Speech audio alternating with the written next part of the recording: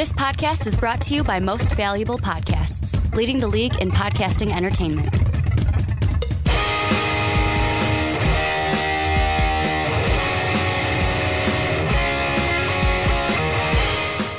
What's up, Real MVPs, Ricky Widmer here, along with the Mark Weber. Dub them ease. And we are back for another edition of the Onside Kick right here on Most Valuable Podcast. And Mark, before we get into everything that I have to say, I gotta lean over a little bit. Give me a high five. You want to know why I'm giving you a high five? It was more of like a touch of the fingers right there. The table is longer than you think. Our Memphis Express got a win this weekend. We have 2 wins on the season. Big weekend. A big win in Johnny Manziel. We're no longer dead last. And actually, we probably are because we've lost to both the Stallions and the Legends. Yeah. So we probably are still technically last. But we won, though. And we got, as the Twitter said for the Memphis Express, tied for last. We got revenge over the Birmingham Iron, which was huge.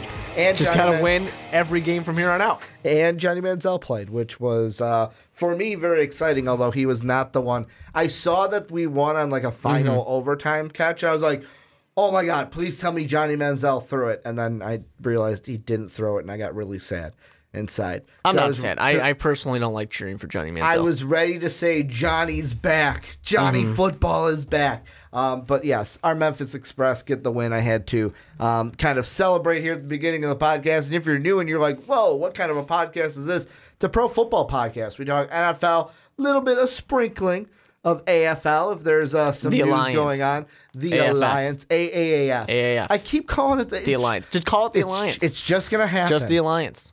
So they don't even want you to say AAF. They want you to say Alliance. They do say that. Like the last commercial I saw, Heinz Ward was like the Alliance. I was like the AAF. That's why I say the Alliance every time. I might start saying that because Alliance probably is already a website. Much like how I mispronounce names on the podcast and add letters to stuff.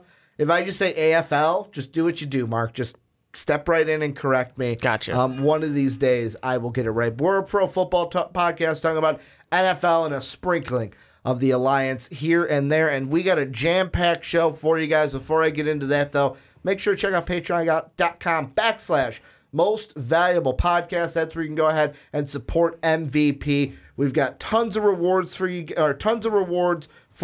$10 tier. Every time you're at it, you can actually join a podcast talking about what you would like to talk about each and every month. You are at that reward. And also, we are coming up with some new ones and kind of revamping some stuff. The 1st of July, which is less than a week away. 1st of April. 1st of April. July is a long ways away.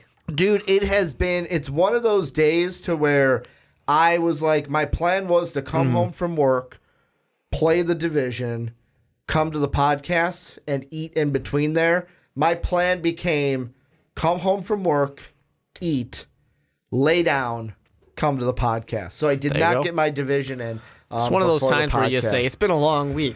Ricky, it's Tuesday. It has been. It's been a long week, and the month is just going to get longer because it's draft month, and April usually kills us here for the NFL, being the last kind of home run stretch until we get to the draft at the end of the month. But we're talking the Giants. Should they take a quarterback in the first round, and should that quarterback be Daniel Jones with the 17th overall pick? We're also going to take a look at, with Gronk retiring, is that going to affect Noah Fant and T.J. Hockenson, where they go in the NFL draft this year? And then we're going to round everything out looking at Greedy Williams. Mel Kiper had his mock draft today, had Greedy criminally low in my mind. We're going to talk about best fits for Greedy Williams and where he could be drafted in the NFL draft. But Mark, let's get into it, talking about the Giants. And this is a team now has 2 picks, as we had on our mock draft last week. Go ahead, check that out on our YouTube page and on podcast services around the world. And I'm trying to see here, it was the owner of the New York Giants. So this is Mara making these comments. This is what he had to say about drafting a quarterback in the NFL draft. He said, we're not going to get into we like this player at number 6 in the first round of the draft. We like these 2 at 17. Yes, we are definitely going to address the quarterback in this draft. The plan is to build a team and make it better. I don't know why that is such an issue with you guys or with the fans. That is the plan. I want to ask you, there's several different news sites out there saying Daniel Jones could be the guy at 17. Before we branch out and say where the Giants take a quarterback, should it be Daniel Jones with the 17th overall pick via Cleveland? No. It's a stupid suggestion, and I'm not blaming you because it's not coming from you, but it's a stupid suggestion to say that the Giants, who have number 6 overall, a spot where they could potentially draft a quarterback like Dwayne Haskins, even Kyler Murray, who I'm not a crazy fan about. You can draft one of those guys, or you can get like the 5th ranked quarterback in the draft at 17 overall. That makes no sense to me. If you were to say, should they draft Daniel Jones in the 2nd round, I would say probably not, but it's worth considering. Daniel Jones is not going to be an NFL starter. Here's the thing about Daniel Jones, and the reason I can say that is because he has bad accuracy issues. He had them in the ACC. That is, if you have accuracy issues in the ACC, you're going to have some even worse accuracy issues in the NFL. There's no question about that. And he had a great head coach in David Cutcliffe over there to help him out. But that's where the connection comes in. Nobody actually should believe that the Giants are going to draft him, but this is where it's coming from. So he not only attended the Manning Passing Academy as a counselor, which therefore he got to have the connection to the name Manning, but Eli Manning was there throwing to Duke receivers. Therefore, they're like, well, he's a Duke quarterback, and this is a quarterback of the Giants. Yeah, sure, this makes sense. And then using that plus the combination of David Cutcliffe having worked with Peyton Manning and Eli Manning, they're just being like, it's just Manning. Yeah, throw him to the Giants. That's the only loose straw people are grasping at for David Jones, even, first of all, possibly being drafted in the 1st round, which doesn't make sense. But second of all, going to the Giants, a team that can, if they really desperately need and want a quarterback and they can't get it at 6, you got 2 first-round picks. Trade them, move up. And the thing I'm trying to look at right now is, so when it comes to his accuracy in the short game, phenomenal accuracy. But most people say, well, Ricky, on slants and stuff, how hard is it to throw a slant? Pretty damn hard, because I can't do it. But it's the deep throws where he was. You don't make a living in the NFL wild. throwing for 5 yards. Well, and that's the question that I just kind of popped in my head. And right now I'm trying to look at the splits to see Case Keenum in his Viking season, not the Denver season. And I wonder if that could be the case for Daniel Jones, is if the Giants took him at 17, could it be a good fit in New York with Pat Shurmur if Pat Shurmur is a guy? Because, I mean, yeah, the Minnesota Miracle was deep down the field, but from my recollection, I don't remember Case Keenum blowing it up down the field. It was, deep down the field, but it also benefited. It's not like the guy blew past a corner and a safety. Yeah. It was a kind of freak, I'm making a dumb play by the defense. I'm just saying, like, that wasn't a short He pass. didn't have to throw it 60 yards, Hail Mary, Aaron Rodgers style. But I like that you bring up the fact of the Pat Shurmur run-first offense. Something that Shurmur did very well with in Minnesota, and Saquon Barkley is there in New York. There's a reason why Saquon Barkley is there. And that's part of the reason why I wouldn't have been surprised to see the New York Giants try to go and get Case Keenum, because he worked well with Shurmur before. When Daniel Jones was most successful, it was because of run-pass option and play action. That's when he was best. When there was the threat that they were going to run it. That's what worked best for him. He can have that in New York, without a doubt.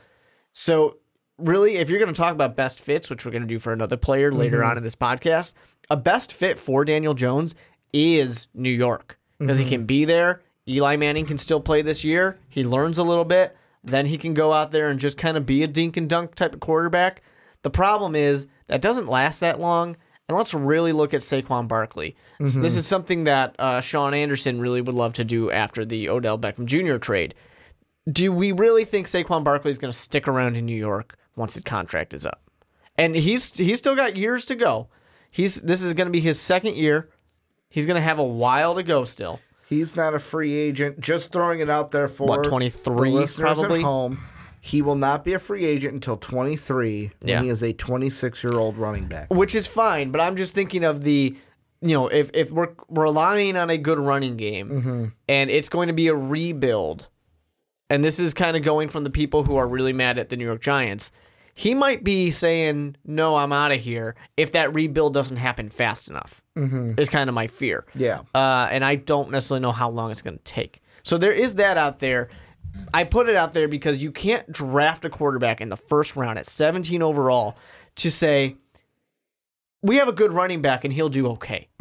If you're drafting a quarterback in the first round, it's because you believe he is going to go out there and win you games despite whatever else is on the field.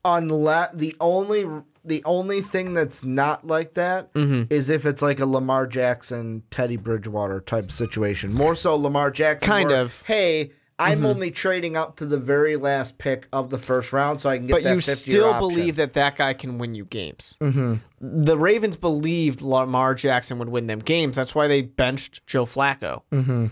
You know, Teddy Bridgewater's a little bit of a different case because there wasn't really much competition in Minnesota. Yeah. You don't draft a guy like Daniel Jones saying, he's really good as long as we don't throw it more than 10 yards. Yeah, and I mean, for me, how I'm looking at this Giant situation is like, if you look at our mock draft from just a week ago, I had them, just like you, going with the quarterback at number 6, Dwayne Haskins there. Go ahead and take him, because to me, the number one need on this team is a quarterback. And you need a quarterback to be successful in the NFL. And this draft class, it's like Murray, Haskins, depending on who you are, you have them flipped, but Murray and Haskins, then Drew Lock, who there's kind of some inklings that he could be rising into top 10 territory. Out of need more than anything else. Out of need, and like Todd McShay talked about, and I know Brandon and I this week on the PTP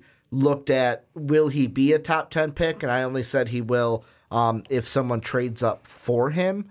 But he could be somebody that sits a year, learns, and I have more faith in Drew Lock being a better quarterback than Daniel Jones, kind of to bring a WWE-ism or a WWE saying into this podcast. When I look at Daniel Jones, at best, he is a B-plus player.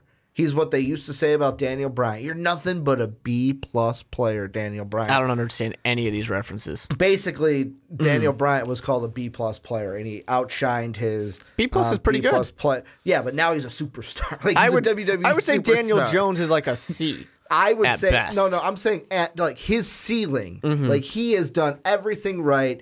The highest he will ever get is a B-plus player to me. Is that where he's going to go? No, I'm not saying that. I'm saying if everything goes right and he maxes out all of his potential, he could be a B-plus player at the most. However, I could see Daniel Jones also being Blake Bortles, who is drafted in the first round. I think that's a much more accurate kind comparison. of, hey, I'm on this team, and then fizzles out because the team... Blake Bortles got onto a team because it was just a let's draft quarterbacks kind of draft, which is feeling like this might be. But two things I want to bring up, speaking of other quarterbacks. So you bring it up perfectly. Me and you both had the Giants going with Dwayne Haskins, number 6 overall. Well, the thing I was going to get to that was, I didn't get to finish that point, is the only reason why I would see them not going quarterback there is if they looked at a different need, like, and I'm going to list the 5 that NFL.com has written down: defensive line, cornerback, wide receiver, offensive line. Which they could get a great one at any of those positions. Exactly. If they see and I'm just going to look at mine. If they see a Rashawn Gary, if they see a Greedy Williams, if they see a Jonah Williams, if they see a DJ Metcalf, those are literally the 4 I have after that. If they see that and go, hey, I'd rather have that than a quarterback, we can get that at 17. We can even get a quarterback if we like Will Grier. We could get him in the second round. We still can even have just Eli. get one next year. Exactly. We still have Eli we are not going to be good with Eli. There's a chance we're a top 5 team in the draft next year as well. There's also it's Eli Manning though. Let's not put our money on that because there's also a chance that you'll win 6-7 games with Eli Manning. True. He's good enough. There's a solid chance you're a top 10, possible top 5. Especially with the Giants, how they were looking once they actually felt comfortable with Pat Shurmur. They could be like at most an 8-18. So then do you have to draft a quarterback in this draft? Not if you don't like him. But let me bring up another point. So we have 2 interesting things going on in our drafts. You, with the Giants as well, have Kyler Murray going number 1 overall in your last mock draft. Yeah, and that's not even I don't think they should do that. I think they will do it. Yeah, so there's an option. But let's say Dwayne Haskins. Let's say that the I don't know, the Broncos, the Dolphins, the Redskins, whoever, somebody trades up. Yeah. And somebody goes above the Giants. They trade with the Raiders. They trade with the Bucks. Who cares? They trade up and they beat the Giants. There's a real chance, I don't agree with it, but there's a real chance the Giants don't have an option.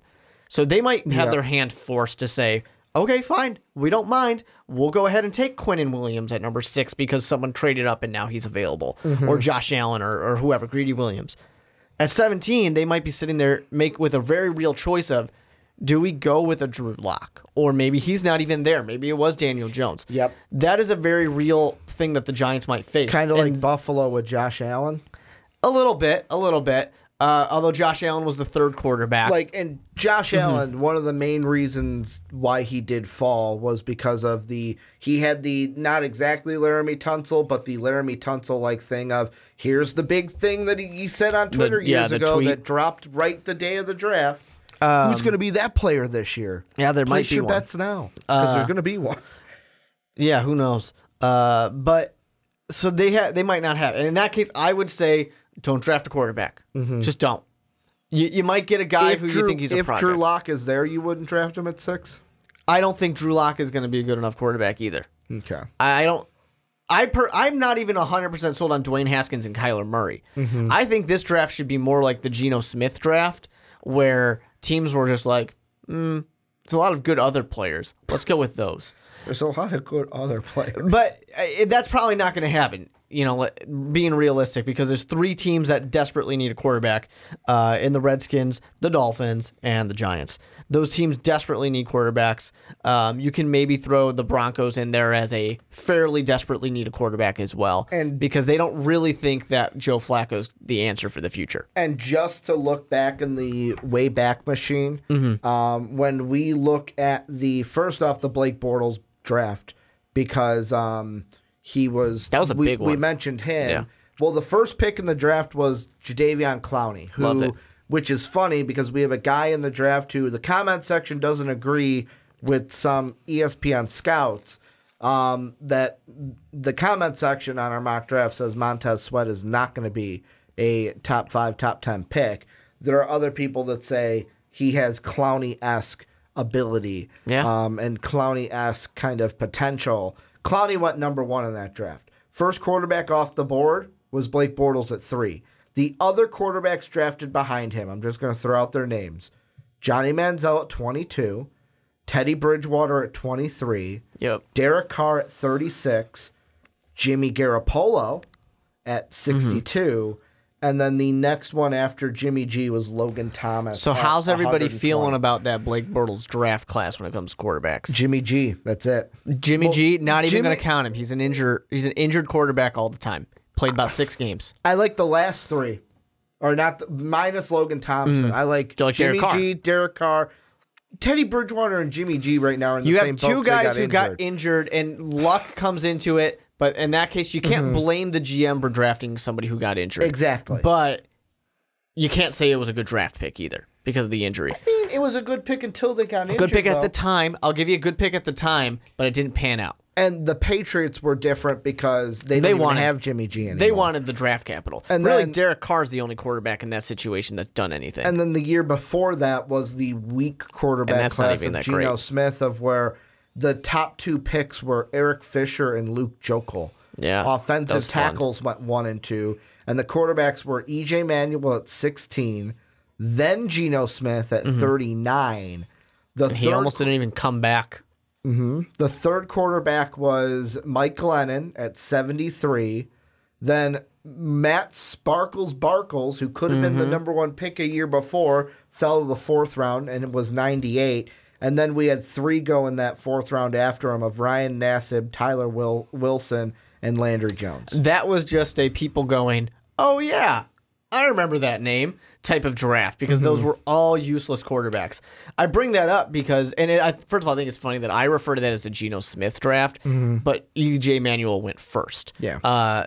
So, anyways, I think remember, of it as the E.J. Manuel not in the league. Yeah. 5-pick Peterman still in the league. Exactly. I think of that as the Geno Smith draft because Geno Smith made such a big pouty deal about it. And I'm not even going to come back tomorrow. And then he came back. But anyways, we could potentially have a draft like that, though. And I bring that up, not necessarily that there's only going to be one quarterback taken, because at the very least, Kyler Murray and Dwayne Haskins are both being taken.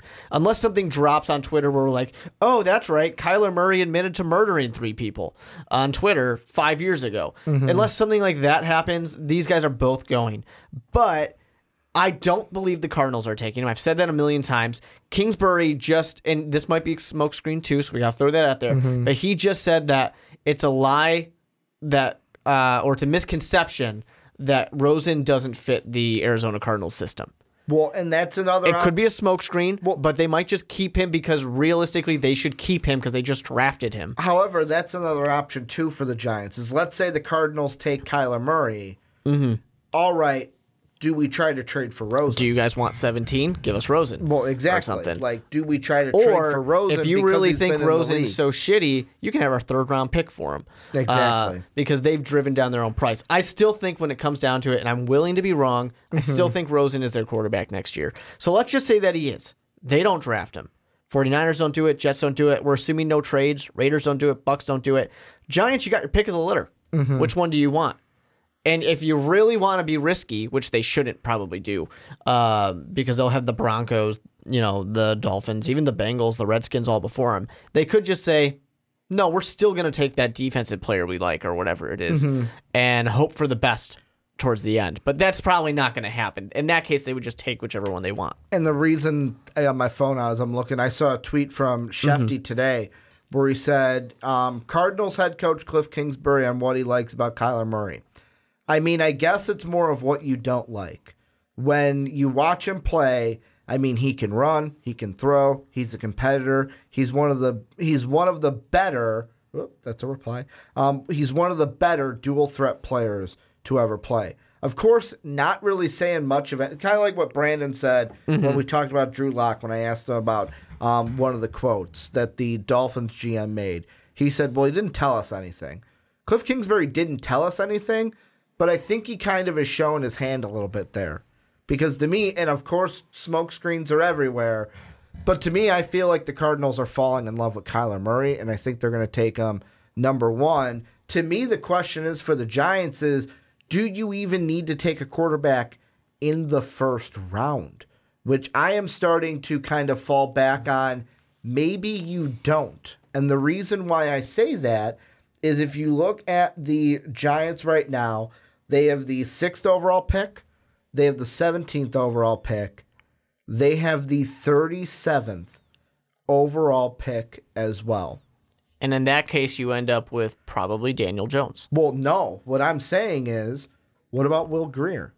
Will Grier's a quarterback where I'm not saying he's going to be the next best thing, but I will say on my personal quarterback board, if I had to rank the quarterbacks right now, it would be Kyler Murray and Dwayne Haskins right there at the top. That's your tier 1. Drew Lock is your tier 2. Then Will Grier, then Daniel Jones. Like, that's how I look at it. Will Grier, to me, if I'm the Giants, is above Daniel Jones, and I can get that in the 2nd round, not have to waste a first. If I'm the Giants, I'm still sitting there saying I can get something better at 36, I think, or 37. I can get something better at 37 than a backup quarterback who might play, maybe. I'm going to hope in that case that I'm at the top of the draft next year. Yeah, but that's the thing. Like, and Brandon brought this up on the PTP. Are you willing to, and obviously it sounds like you are with a statement like that, are you willing to roll the dice on that? Because there's no guarantee that you are at the top of the draft. I said it on this Tua. podcast. Yeah, I said it on this podcast. They could be an 8-8 team. Yep. They've got Eli Manning, who's a good quarterback. But it's a waste in my eyes to be one of these teams that, like the Patriots. And I know the Patriots did it for a different reason. So comment section, you don't need to get mad at me, but or Ricky in this case. But to be someone who has a Tom Brady.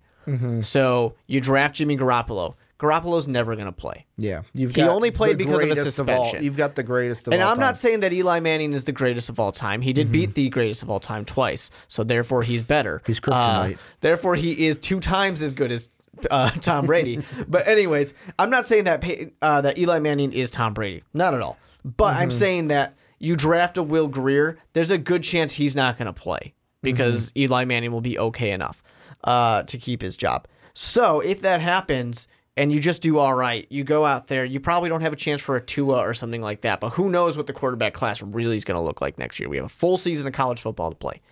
So you're going to hope that guy who was the 4th best quarterback in the draft is going to turn into the good one.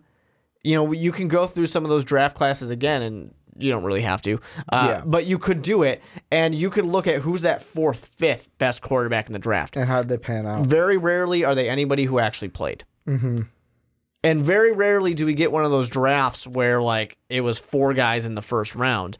And when we do, those guys tend to be people like Jake Locker and stuff like that, who nobody really is going to try and argue was a good quarterback.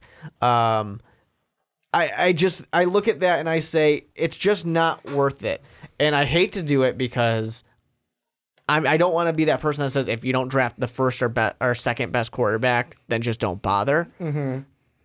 But you've got a lot of other needs. Work on those. Well, and here's the thing that I kind of look at as well is, and this could go for Daniel Jones, but also this could go for the draft is a war room. There's a reason we call it the war room, and that is because teams are constantly battling each other to try to get the prospects that they want.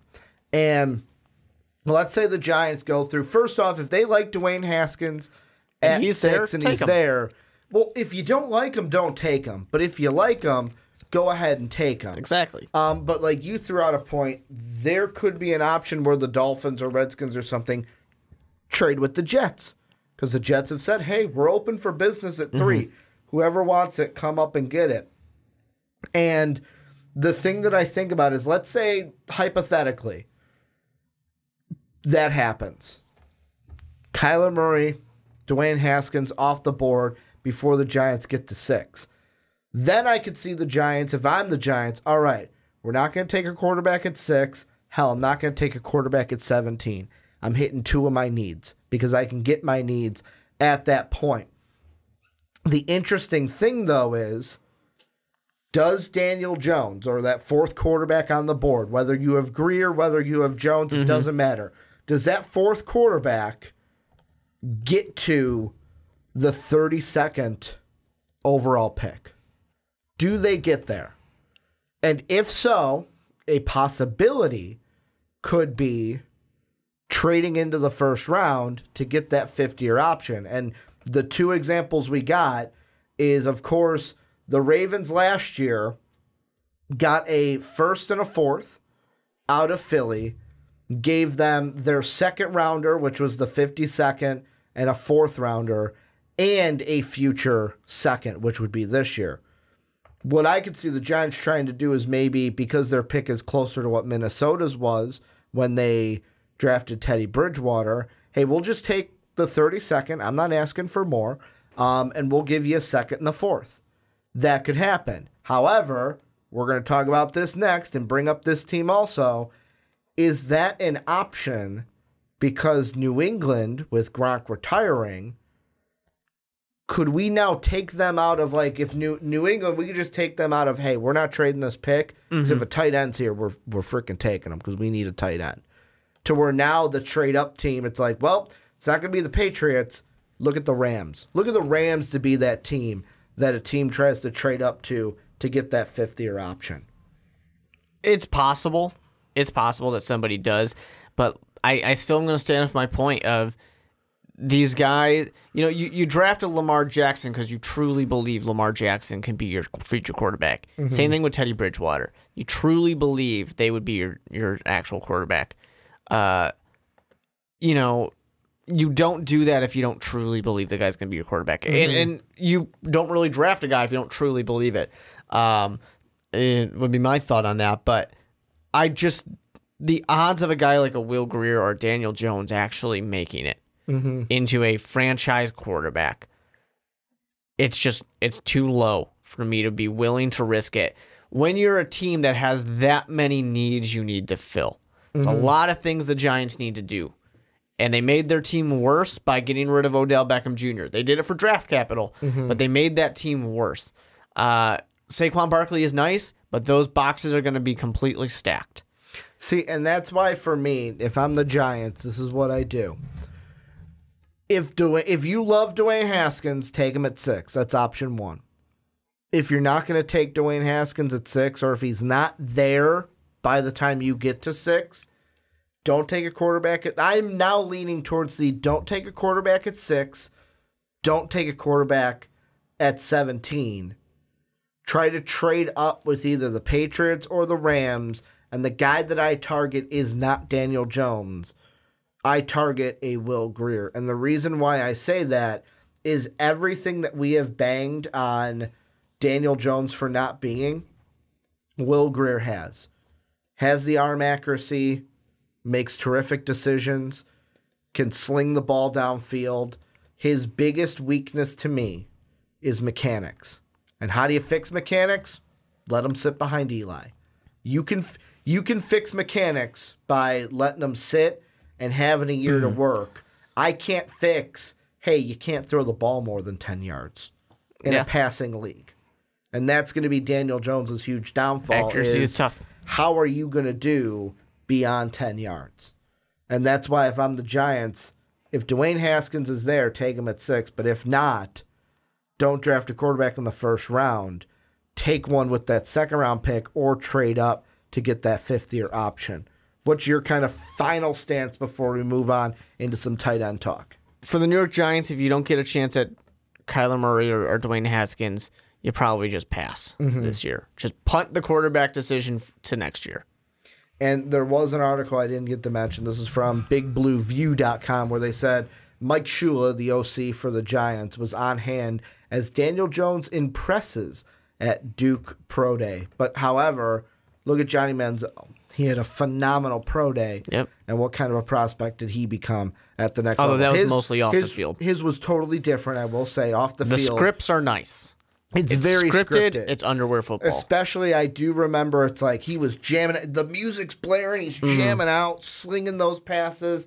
And we were all impressed after Johnny Manziel's pro day. But this is where you guys come in. Let us know what you think down below in that comment section. What should the Giants do? Should they take Dwayne Haskins at 6? If Dwayne Haskins is gone, should they go for Drew Lock at 6? Should they target a Daniel Jones at 17? Should they not take a quarterback in the first round? New York fans, I want to hear from you. What do you guys think? Tell us down below in that comment section. And Mark, let's move on into the next topic. Still staying in the draft because basically from here until the end of April, we're in draft mode. There was an interesting thing that went on this week. I don't know if you saw it, but Rob Gronkowski, I don't know if you've heard of his name, Rob Gronkowski. That guy, he's a receiving weapon, I think, right? Yeah, Mr. Party Boy over here wants to party all the time.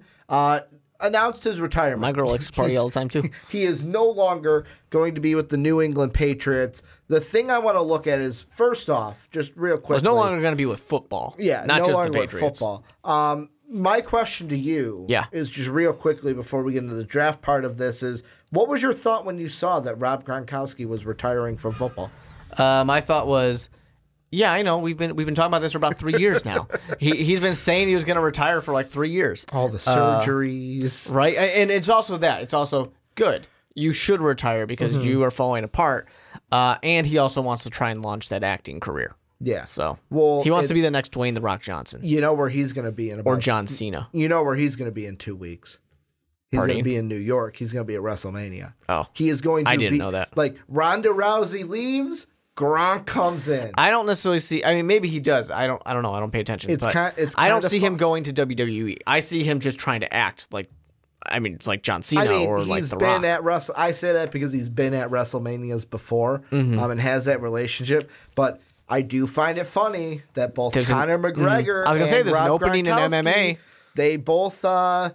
They both retire, and the WWE isn't afraid to take retired MMA and or football players and make them WWE wrestlers. And did that many retired football players become WWE wrestlers? Dude, Roman Reigns used to play for the Vikings. I don't know. I don't watch wrestling. I think it was Roman Reigns used to play for the Vikings way back in the day. One of the Mohawk from something Warriors, Attitude Era, used to be. They're usually like offensive and defensive linemen. But yeah, no, a lot of guys Brock Lesnar used to be a football player.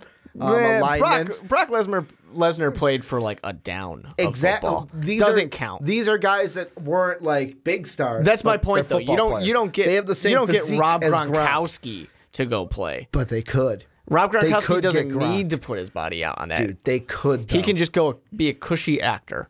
Gronk could be the next Brock, though. Think about it. He could be the next part-timer that just comes out and it's his personality. He don't have to put his body on the line. That's a conversation for a different day, though, because what I wanted to do is take this conversation of Gronk retiring and put it into the kind of retrospect of what does it mean for Noah Fant and T.J. Hockenson. These are two guys that have been all over draft boards. I don't think you and I have bought in on the hype for T.J. Hockenson that others have. Like a Todd McShay has him in the top 10. Yeah, it's a little much. I don't know if he goes top 10.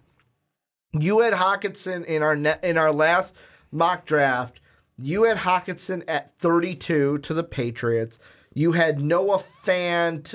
Where's Noah Fant? You had him 19 to the Titans, where I only had Noah Fant in my first round, and that was to the Raiders at 27. I want to ask you, though, with Gronk retiring, how does this affect, or will it affect, Noah Fant and T.J. Hockenson and where they go in the NFL draft? Well, I think it affects it in the sense of 100% both these guys are going in the first round now. There's no doubt in anyone's mind that they are. There's plenty of teams that could use a tight end, and at least at 32 for the Patriots, it was kind of like a sure thing. They'll draft one of them. Yeah. But I don't know. I sit there and I also think if it's not just a mock drafting for mock drafts purposes, basically, because I said that confusingly on purpose, if it's not just like, I want to have T.J. Hockenson go number 1 overall because I want to have it happen and I'm going to make it happen.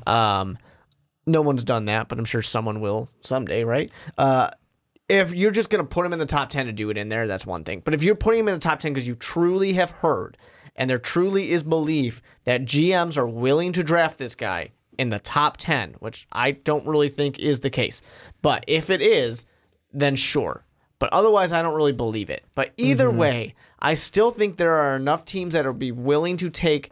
If you can tell me that, especially with some nostalgia of Gronkowski just retiring, if you can tell me that I can get the next Rob Gronkowski, then yeah, sure, I'll take a flyer on that in the first round. I'll do it if I'm a top 20 pick. Sure, why not? Yeah. Especially with what we've heard from Noah Fant's side of like, he's the athletic guy, Hockenson's the production guy from Iowa. But here's my problem with it is how many times now have teams tried to draft the next Rob Gronkowski? And how many next Rob Gronkowskis do we actually have? None. It's kind of like drafting the next Tom Brady. Yeah. It's slim to none. In every draft, we say, like, here's the next Rob Gronkowski. We always find that tight end that could be it. And every time they try and do it, it doesn't really work out.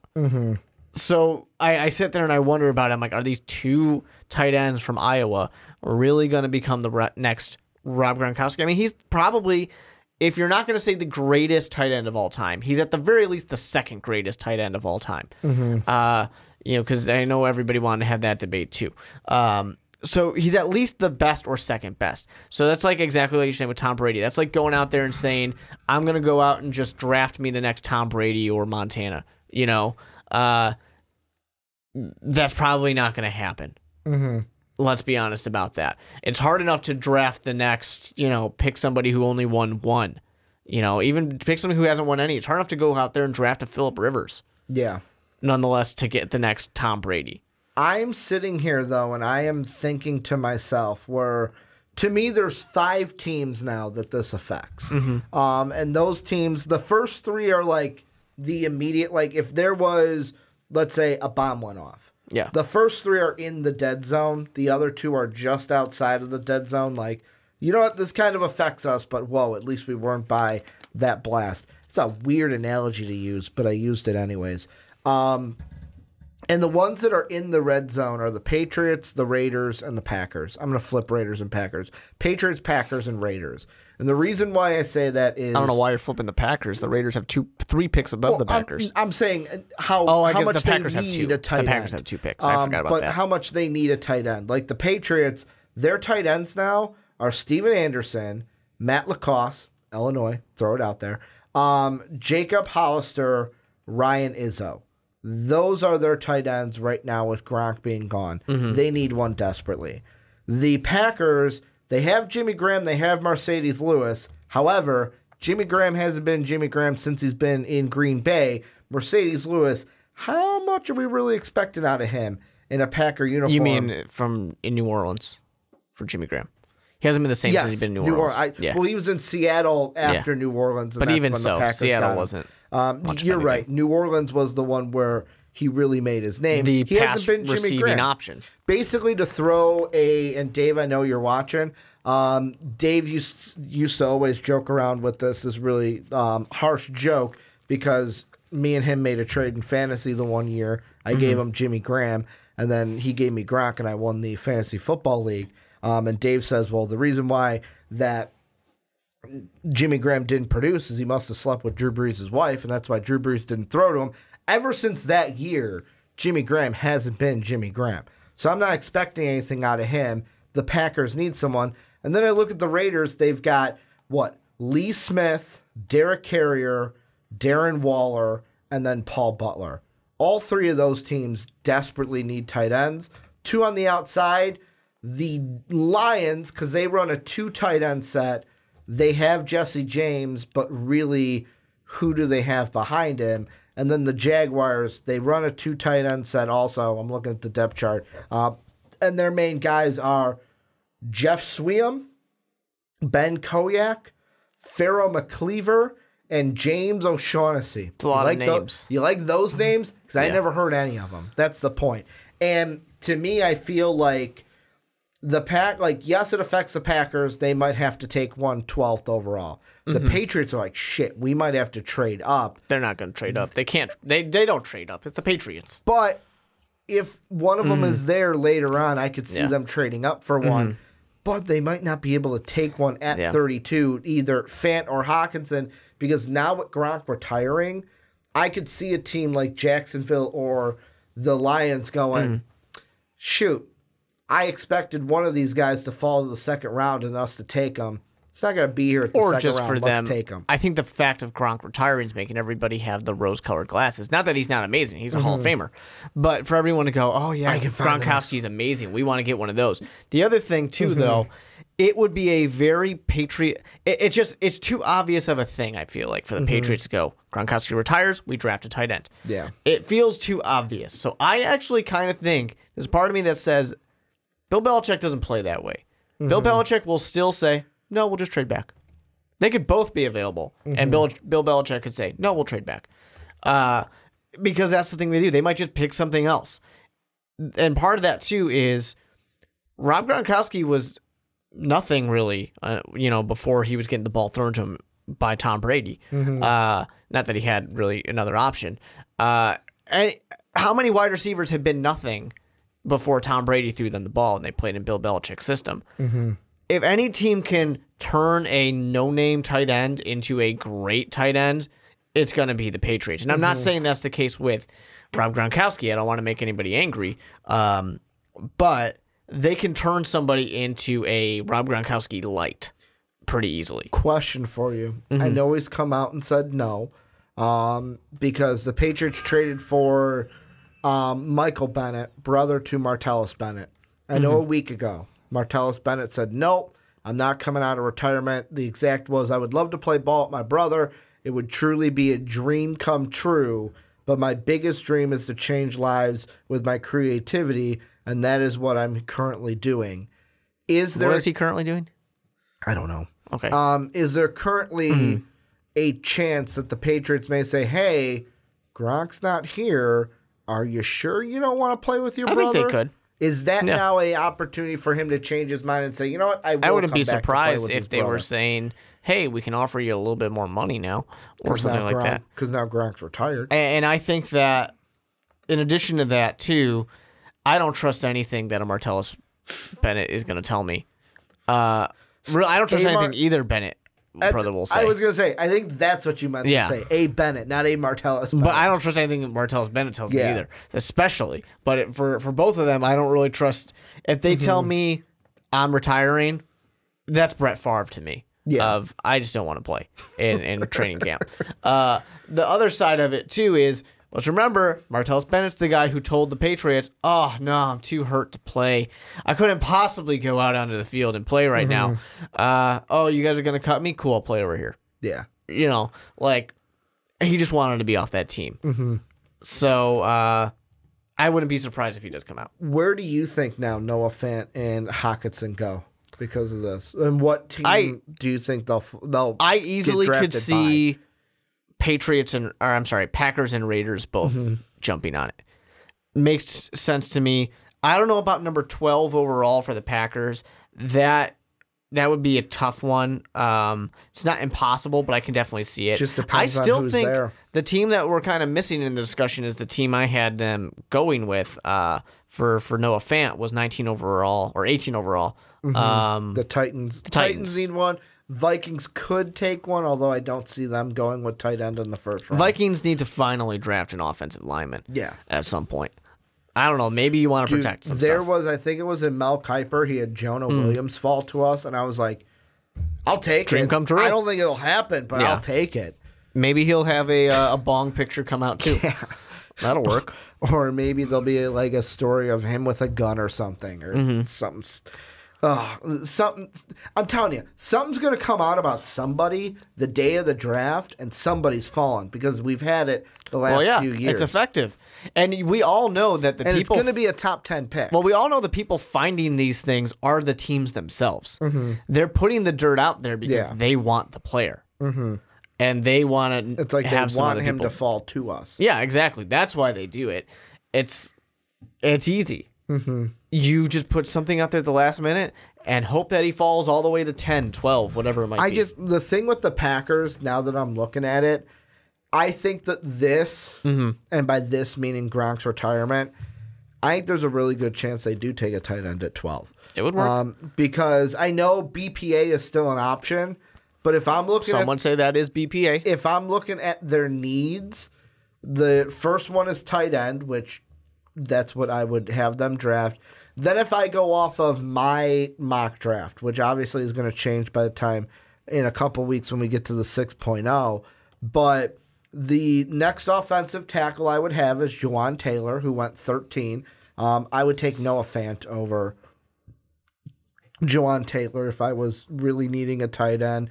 Then safety, inside linebacker, and wide receiver. I'm not taking a safety that high.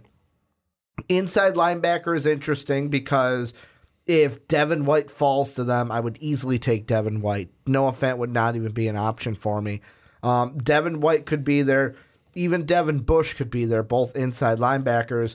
And then wide receiver. Do you like a Marquise Hollywood Brown? Do you like a DK Metcalf? Is he there at that point? Has he fallen? So, I mean, there's some stuff to where the Packers don't have to go tight end, but if the right players are off the board, like a Devin White or a DK Metcalf, I could see the Packers at 12 going, hey, for us, we need that tight end. We are not good unless Aaron Rodgers has weapons to throw to, and Noah Fant would be a hell of a weapon for even, you know what, I keep saying Noah Fant or Hockenson to the Packers would be good. Just somebody to soak up some receptions at the tight end position for Aaron Rodgers this season because they got a tough test week 1. They're going to play the Bears first game of the season. And it ain't going to be like that matchup we saw on Sunday Night Football last year because guess what? Khalil Mack is now used to playing on that Bear team, and it's not his first day in a Bear uniform. Yeah, and the Packers loaded up on defense and free agency.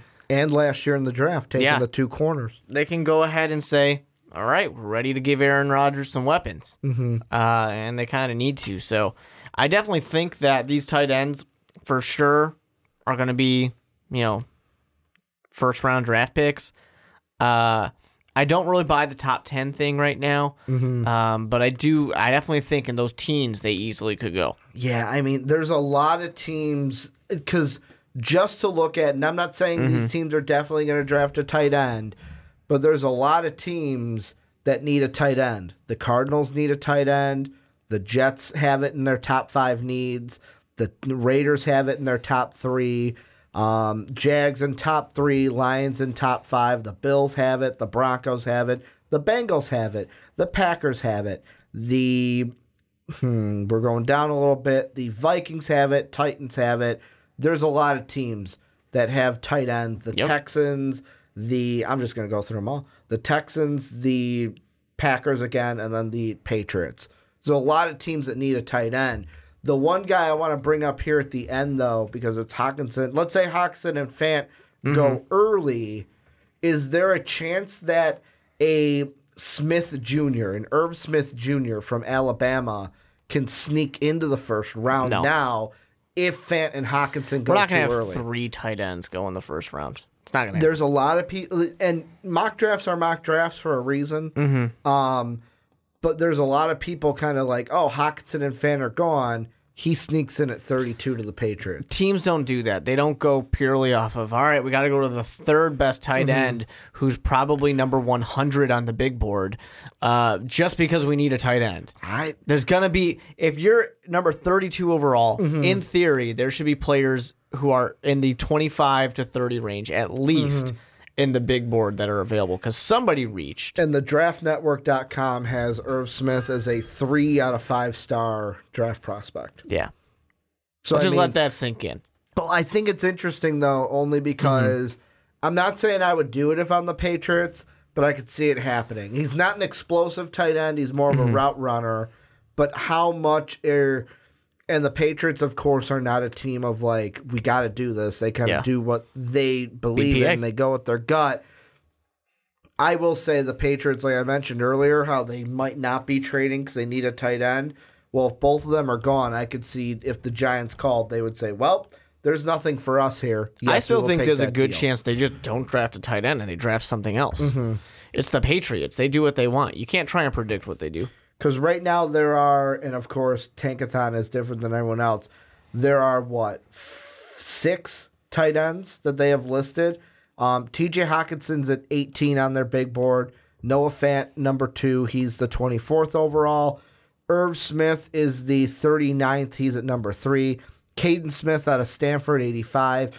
Jay Sternberger, the 86th out of Texas A&M. And then Caleb Wilson, the tight end out of UCLA, is the last ranked tight end at 92. Any final thoughts on this at all? There something you think we didn't touch about with any of these teams or any of these prospects? I would be shocked if 3 tight ends go in the first round.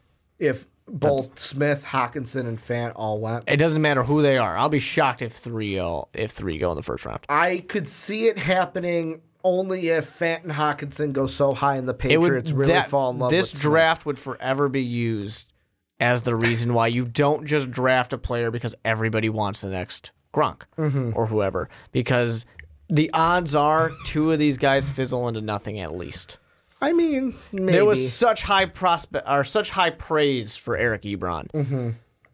And Eric Ebron has been on to 4 teams, 3 teams? He was good. No. A little bit. Like, not really. I remember having him in fantasy one year. He wasn't really that good. Let's see. Eric Ebron. I'm going to look up his stats. He's on the Colts now, right? Yeah, I think I had him on the Colts for a week He or did two. fine on the Colts. The Colts has probably been his best place. So the Colts was his best place. His best year in Detroit was that 2016 season where he had 711, 711 yards, 11 yards per reception, but only had 1 touchdown that year. Bet he was worth that top 10 pick. Yeah, the most touchdowns he's ever had was with Indy, where he had 13 this past year. Exactly. It's just one of those things, and it's not just picking on Eric Ebron. It's just he was just the name that came to mind. Yeah, people just get hyped about these type of things. It's just make a smarter choice. Don't just go, oh, we really, really need to maybe get a Gronkowski, so we're going to go with the 3rd best tight end in the first round. Let's see. I'm going through 2016. Because these are guys that are still young, but the first tight end off the board that year, 2nd round, Hunter Henry. There you go. Austin Hooper. Yet again, these are guys that are like not the next Gronk. Yep. Wow, there was not a lot of tight ends taken in that draft. But this is where you guys come in. Let us know what you guys think. Does Gronk's retirement play into the tight ends in their draft at all? Does it affect where Noah Fant goes? Does it affect where T.J. Hockenson goes? Does it move Irv Smith into the first round at all? If you're Packers, Patriots, Raiders, Giants, anybody that or Lions, Jaguars that need a tight end, let us know what you guys think as well. Packer fans, I want to know, how early would you take a tight end? Patriot fans, would you move up in the first round to get a tight end after losing Gronk? I want to know what you guys are thinking down below in that comment section. And Mark, let's move on into our next topic. And I totally forgot to do this in front of our second topic, so I'll do it in front of this one. Make sure to check out the Onside Kick on Apple Podcasts and iTunes. Really means the world for us, for you guys who go ahead and give us that 5-star rating. It helps us get into the ear holes or into the ears of more people and helps more people get their eyes and ears on the podcast. So if you could go over there, give us a 5-star rating. It really helps us out, and it makes sure that more people get to listen to our podcast each and every week that we put them out. But let's close out the podcast, Mark, talking about Greedy Williams. And the reason why I wanted to do this, because up until the draft, I wanted to do a couple more of these best fit kind of videos for some of the top-ranked guys. And the reason why I chose Greedy was because he's the best. Well, not just that. There's on Mel Kiper's latest mock draft that came out today, he had Greedy Williams at 29 to the Kansas City Chiefs. Just let that sink in. 29. I think that is criminally low. This is a guy that I had. Let's see. I'm gonna. Do you think that Mel Kiper asked Greedy Williams who Greedy Williams thinks is the best corner in the draft? Because he'll say himself. I don't think he asked him. I think he should ask. So I had him go 9 to the Bills. You had him go 8 to the Lions. Yep. Like, that is exactly where both of us have him. No way falling out of the top 10, especially with how many of those teams in the top 10 need a cornerback.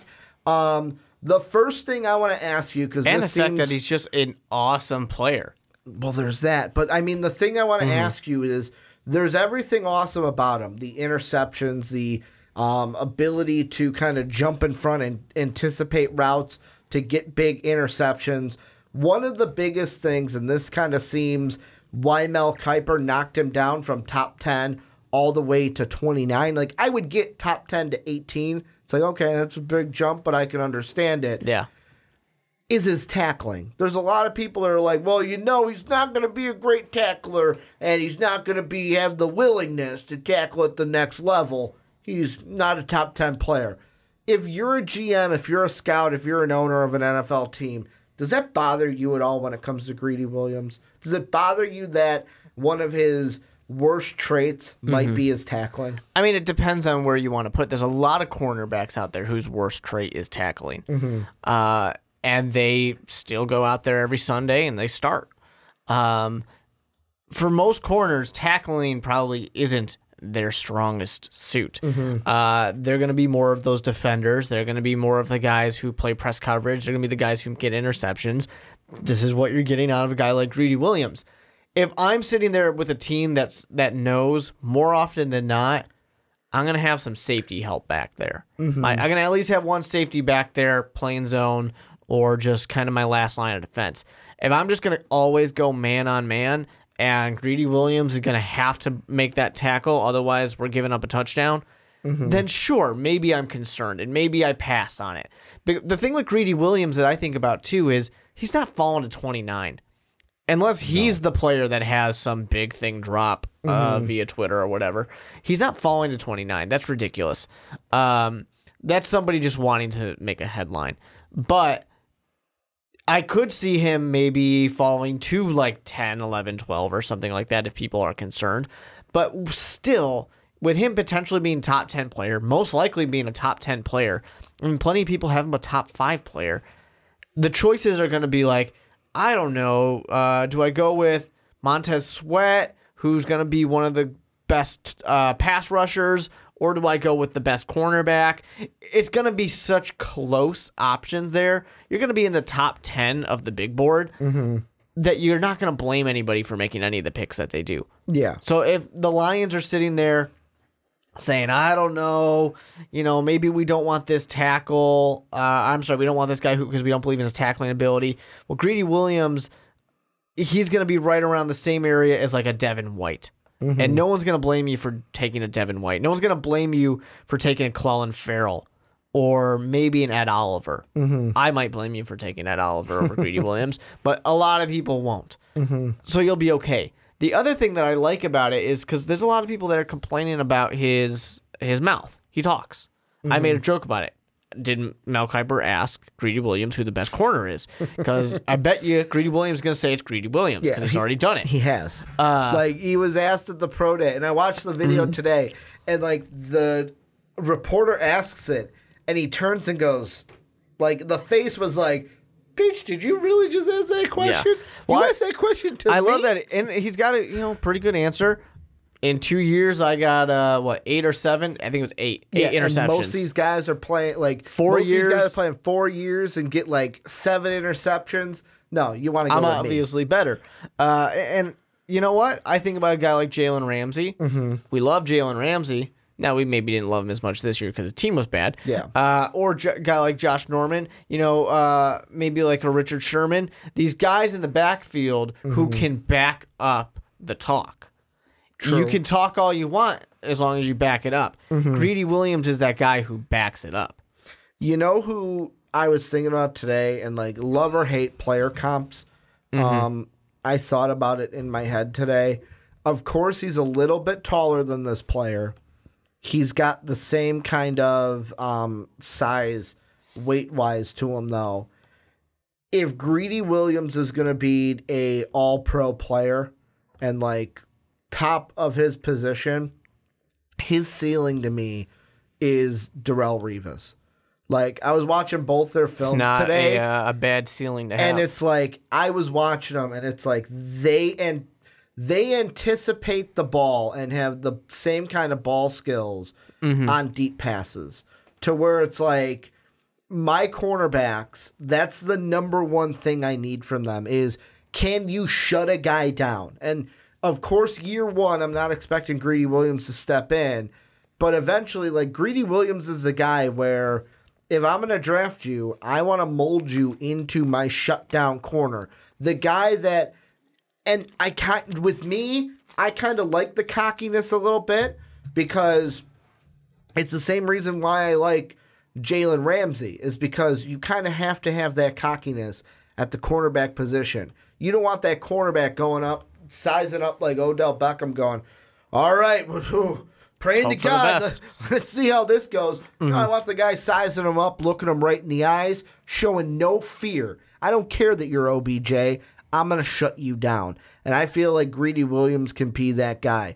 Now, the tackling thing is interesting because, the bubble screens and the short passes, yes, if you throw a bubble screen and he catches it, but let's be honest. If I think you're gonna throw a bubble screen, you know what I'm gonna do with Greedy?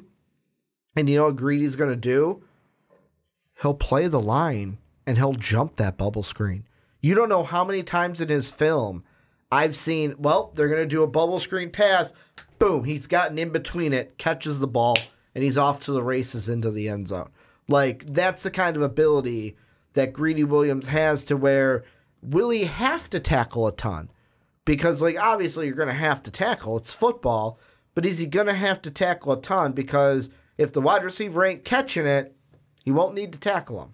Mm-hmm. There's always that mindset to it as well. An interesting one, because I think these players might end up getting kind of linked from the draft, and they come from the same college, is Devin White. Yeah.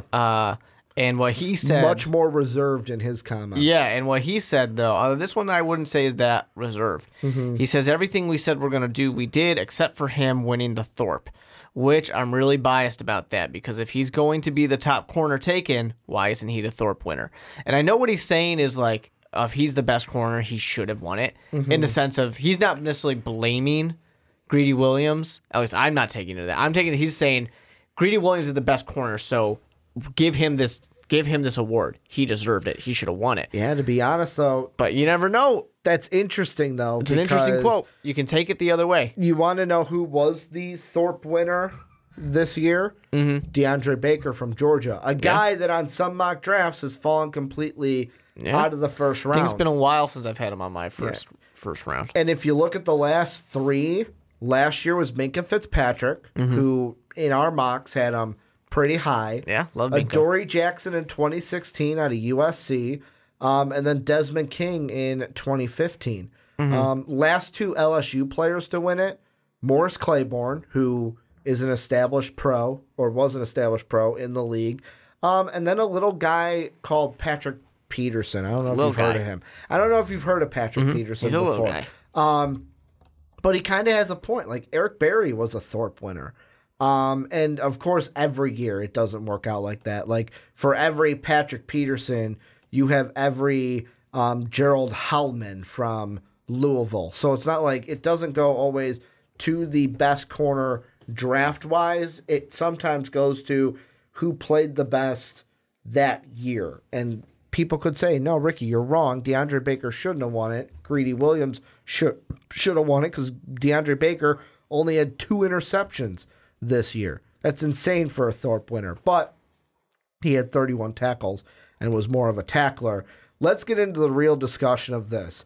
Give me a team that you think, if Greedy Williams is going to, that is the best fit for him, and that's where he should land this year in the draft. I'm going to put this one out there because I don't buy it, is what I'm going to say. I don't buy that Matt Patricia is is actually saying we're not going to draft Greedy Williams if he's available. His whole, I don't know, I really emphasize tackling and, I really want that in a corner. No, I don't buy it. If Greedy Williams is there, the Lions are going to take him because the Lions need a cornerback. And Greedy Williams would be an excellent option against Aaron Rodgers, Mitchell Trubisky, Kirk Cousins. It's funny. Because you want to know Darrelle Revis? Played for New England for a year. I don't think Patricia was there in 2014, so I know they didn't overlap. But, yeah, I mean, Revis, I'm not saying Revis was as bad as a tackler as Greedy Williams, because Revis was pretty much a good tackler from what I saw. But, yeah, that is one where I was just like, I'm like, come on, man, really? Like, really, you're gonna say that? Like, if Greedy Williams is there for the Lions, you're drafting him. I have a hard time passing on that. Don't worry, you don't have to trade above us to go get him if you want him. He'll be available. Unless they really like one of those quarterbacks, man. Unless they really like one of those quarterbacks. Like, for me, the only reason why I wouldn't see them go Greedy Williams is, for me, there's only 2 things that the Lions are going to go with there. Do we want Greedy on the outside? Do we want an edge rusher? That's where it goes with. And sometimes I value what do you want? Shutting down the wide receiver so he can't catch the ball, or getting to the quarterback before he has the time to throw the ball? Like, it's just which one do you want to be? It depends on the way your team is built up and what you've already got. Exactly. What do you think, though, is his best fit? Like, because you say you don't believe they wouldn't draft him. That's not his best fit, though. Like, is that the best fit for Greedy Williams? I think that's a good fit, and I think it's the team that needs him the most. I do think that the Raiders are a really good fit for him, though, too. And I think the attitude going to Las Vegas would be awesome. That would be a really good place. And he kind of fits in with that he gets to go out there, and you know who he gets to chirp at? Patrick Mahomes. Yeah. He can kind of chirp at him when he wants. He can have some. Eventually, the Broncos are going to draft a quarterback too. But he's got Phillip Rivers there he can bark at. He's going to have the ability to go to a place that wants an attitude with John Gruden, a guy who's not going to be upset if he's talking some smack. I think that not only is it just the team, and people are going to say, yeah, but they really need a pass rusher. Yes, but they also need a cornerback, and here's a really good one. And there are good pass rushers later in the draft. You can get one of those as well. But it's also the fact that number 4, I still don't buy that the Cardinals are going to go ahead and draft Kyler Murray. So if Nick Bosa and Josh Allen are already gone, maybe you go with Montez Sweat, but maybe you also just say, that's fine, we'll take Greedy. The Raiders are an interesting team for me because I have a few teams pulled up, and the Raiders are one of them. But that would be interesting, though, because then you would potentially have a 2-corner set. So their top 2 corners eventually would be Jaron Clowney, who they took, or Clowney, I think it's Clooney, the Ohio State cornerback that they took 2 years ago in 2017. Only played 2 games in 2017, played 15 games this past year, and interception-wise only had 3 picks. But he's really impressing with the Raiders right now. But that defense just wasn't good in general, too. You would have him and Greedy Williams out there, which would kind of be an interesting kind of quarterback field. My only question with that is, yet again, what's going to happen with all these smoke screens with trading and stuff. And the thing that I worry about with Greedy is obviously first cornerback off the board, you want that guy to become your number 1 cornerback. And I wonder if, for right now, do you need an established veteran to be playing alongside him? Or can he, in year 1, be a guy that, hey, you're playing with a second, third-year pro, or on a team that's like, hey, you're our guy already from day 1. Like, can he work that way? Does he need an established veteran?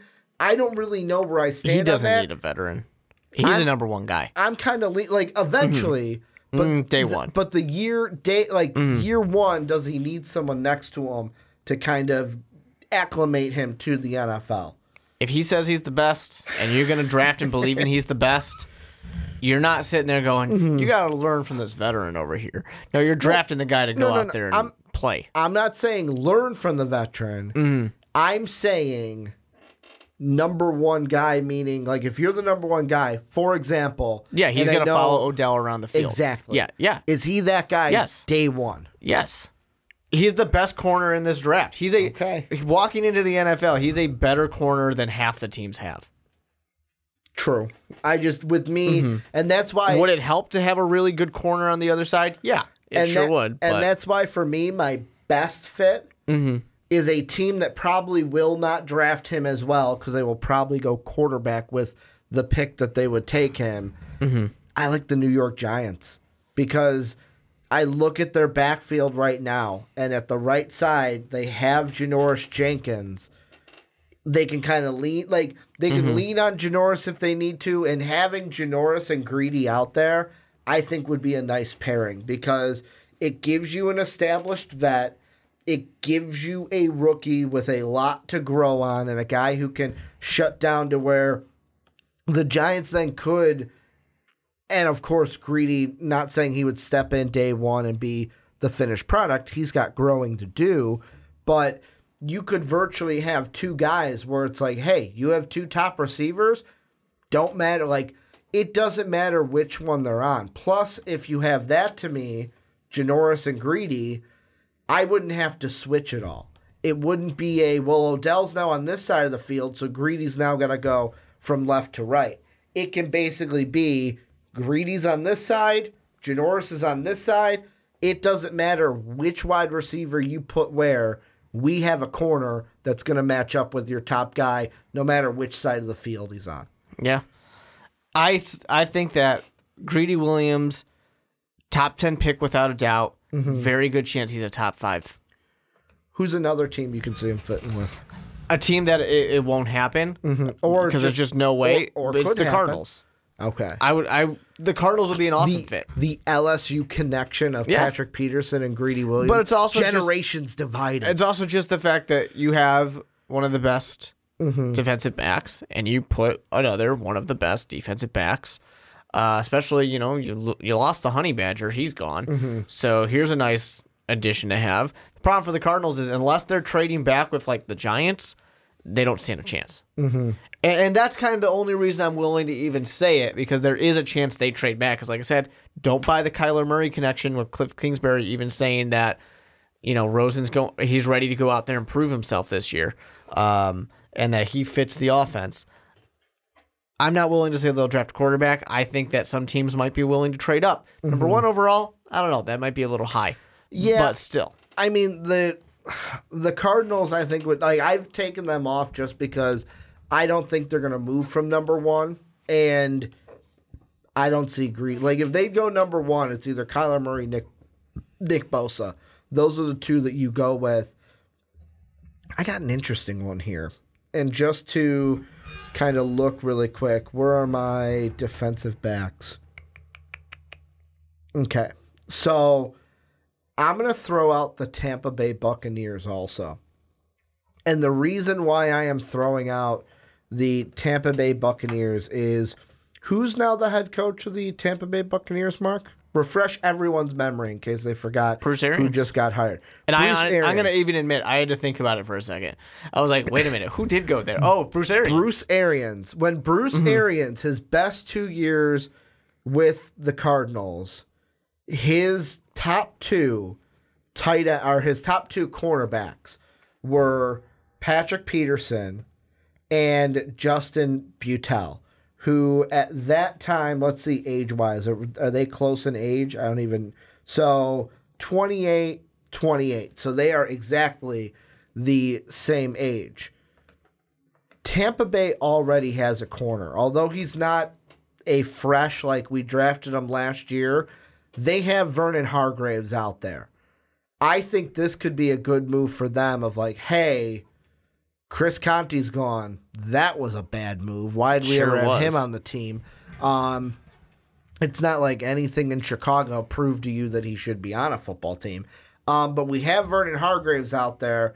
Let's go get Greedy to get our 2 guys. Like, and that's to me where I'm kind of focusing on is like, you want 2 guys. Yeah, if I'm a team that doesn't have any corners, I might shy away from Greedy. The only reason why is because with this draft how it is, all these teams in the top 10 have so many needs to where if I don't have another guy opposite him, I might be like, well, you know what? Let's go get this need and worry about corner later. Whereas like a team like Tampa, and of course this is also best fits as well, where the best fits for him are going to be, hey, I've got someone to rely on the opposite side.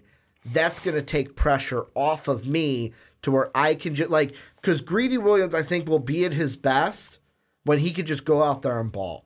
When he doesn't have to worry about too much, you're not putting too much pressure on him. You just got to, like, hey, Greedy, go lock this guy down. All right, coach. And he'll go ahead and do it.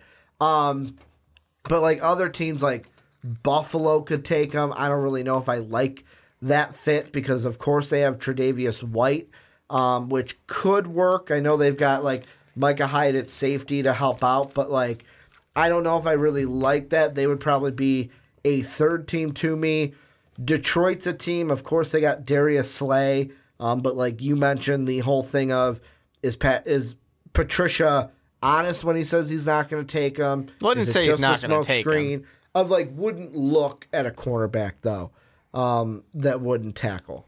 That's not necessarily what he's saying. You're just saying that tackling is one of his primary things he looks for. Which tells me, hey, I might shy away from Greedy and go after a different I just don't want people to think that he said he's not drafting him. Yeah. And then, of course, I had Tampa Bay, Oakland. And here's an interesting one. I'll throw this out there. should the Jets, if the Jets trade back, should they look if they at trade him? back, sure. Not at 3. At 3, you're going Quinnen Williams or Josh Allen. Yeah. But if they trade back and find someone, if they trade with like the Greedy Giants, be a good one? Sure.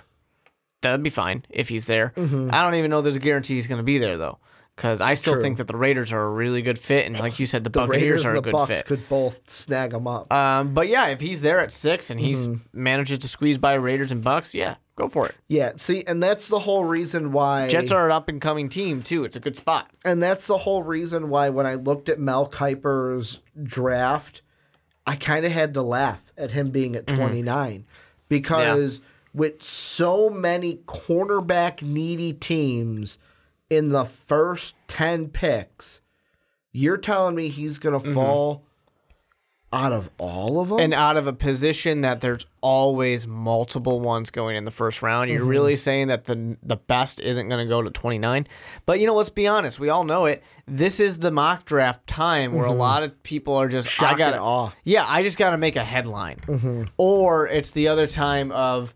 these GMs are saying weird things now, so because they're trying to use the smokescreen and they use these mock drafts to do it. They play right into it because they know how much we love them. It's you scratch my back, I'll scratch yours. You give me a good tip later on, I'll go ahead and deal with this smokescreen for you right now. I'll wink and nod that. Oh yeah, I really believe that you're not going to take Greedy Williams. Sure. Yeah, just make sure you give me a good one in like week 5 when you're ready to bench your quarterback or something. You know what makes me kind of giggle? So for the Raiders via the Bears pick, they've got the Bears needs down. You know what the number 1 need is for the Bears? What's that? Kicker. Yeah. I mean, it is. Kicker is the number 1 need because, what's the guy's name that you just picked up? Doesn't he have a funny name? Blewett. Oh, yeah, Blewett. Or as Matt Nagy said in a press conference today, it's French, so it's Bluet.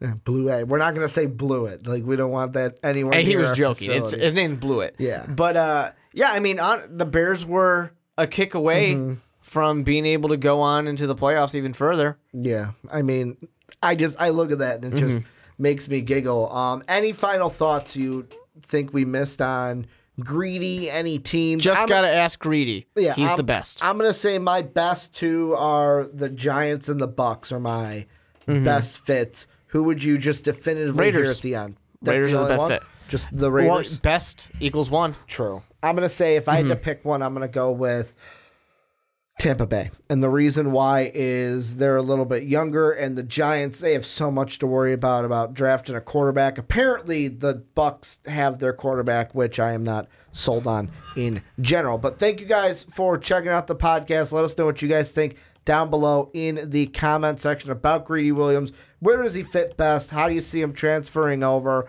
And are you concerned about his tackling negatives coming out in these mock drafts and news sources? Make sure to hit us up on Patreon, patreon.com/mostvaluablepodcast. That's how you support us. Make sure we can do this for a living. That is the goal, and that's what we all want. We can't do it without your help, and thank you to all the MVP Nation, real MVPs that have jumped over and support us on Patreon right now. Make sure to go on to Apple Podcasts and iTunes. Please rate and review the Onside Kick and all the other MVP podcasts. Those 5-star ratings really mean the world to us, and they help us get the podcast in front of more people. The higher rated the podcast, the more likely iTunes is to promote us and get us in front of more people's faces on their phones and in their ears. And then last but not least, follow us on Twitter at the Mark Weber with 2 E's, at Ricky Widmer, at Most Valuable Pod is Most Valuable Podcast.